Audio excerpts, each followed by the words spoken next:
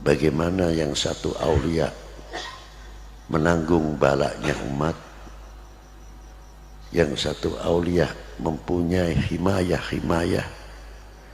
yang luar biasa, termasuk tugas Mbah Maimun Zubair ini bagian yang hamlul bala di Indonesia. Itu tugas beliau. Beruntunglah orang-orang yang mau mengambil ilmu walau kana harfan dari beliau. Allah yanfa'una min barakatihim. Itu yang penting. Dari itu kita juga membayangkan bagaimana perjuangan yang dibawa beliau selalu berkiblat kepada wali tis'ah, wali 9. Kita tidak usah jauh-jauh dulu, kita berkiblat ke Hadramaut terlalu jauh, mau ke Baghdad terlalu jauh.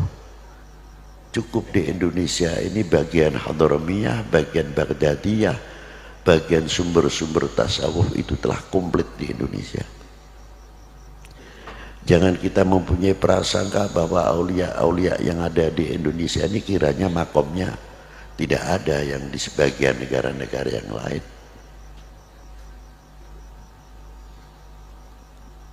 Qutbil Ghath yang ada di Indonesia ini lebih daripada 80 orang.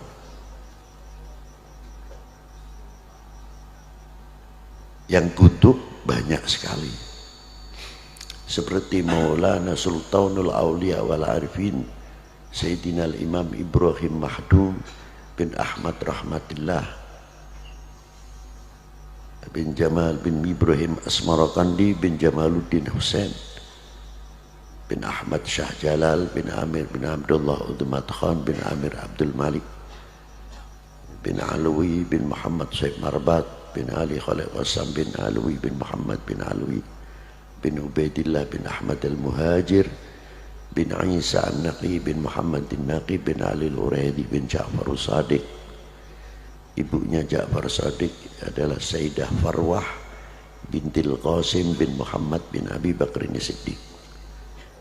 Ayahnya Al-Imam Ja'far Sadiq Muhammad al-Baqir bin Ali Zainal Abidin bin Husain Sibti bin Ali bin Abi Talib wa bin Fatimah Zahra al-Batul binti Rasulullah sallallahu alaihi wasallam Rasul.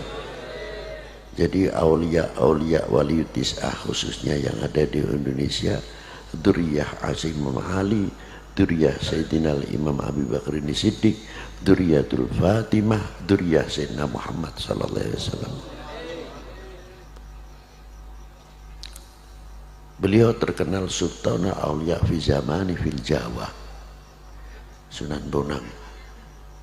Yang kedua Maulana Hashim Sunan Derajat, itu termasuk.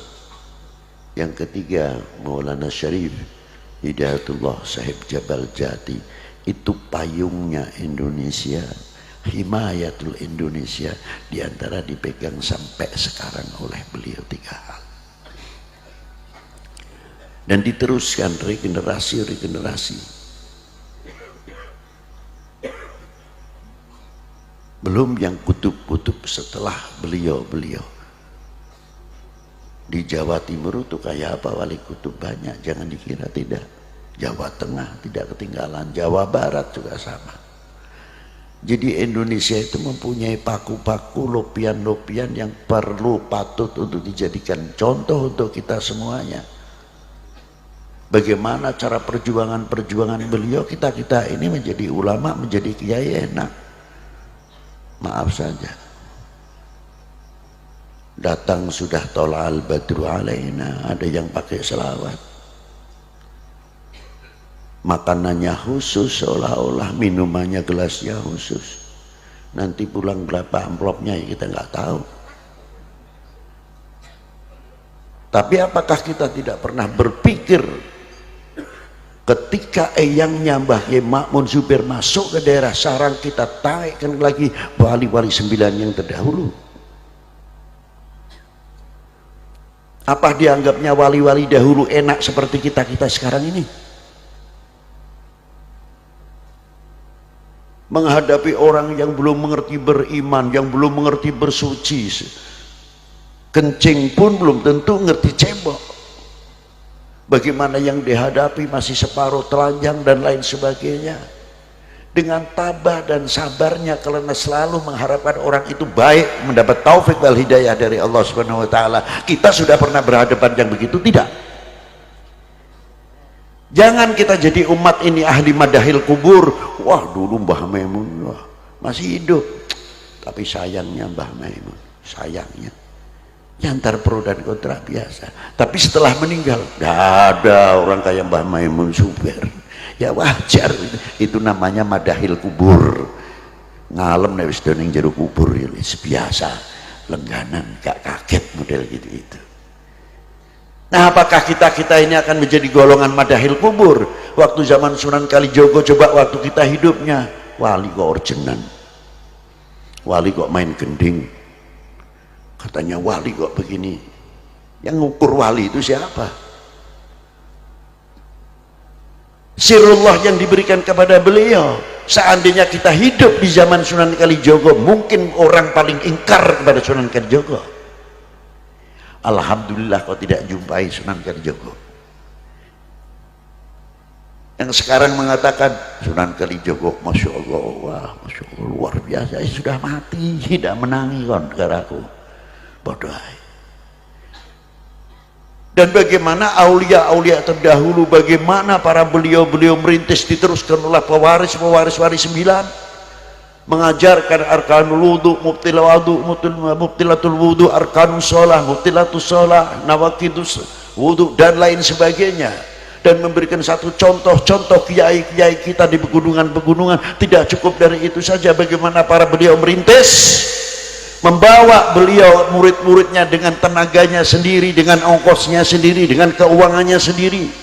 Bahkan santri yang ikut beliau tidak pernah mendapatkan sangu dari kedua orang tuanya, dijamin ditanggung oleh para ulama-ulama kita, dikenalkan kepada para ulama, dikenalkan para habaib. Kita tahu selaku ahlul bait tinggal dicintai, tinggal didemeni, teko diambung tangane, maaf bukan saya mengkritik,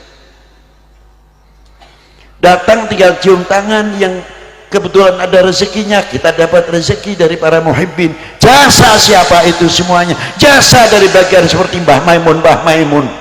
Tapi sekarang kemana Mbah Maimun, Mbah Maimun? Itu tanggung jawab kita bersama untuk membangkitkan berapa ribu Mbah Maimun, Mbah Maimun, supaya hidup di Indonesia ini menjadi penenang umat, menjadi penyejuk umat, seterusnya.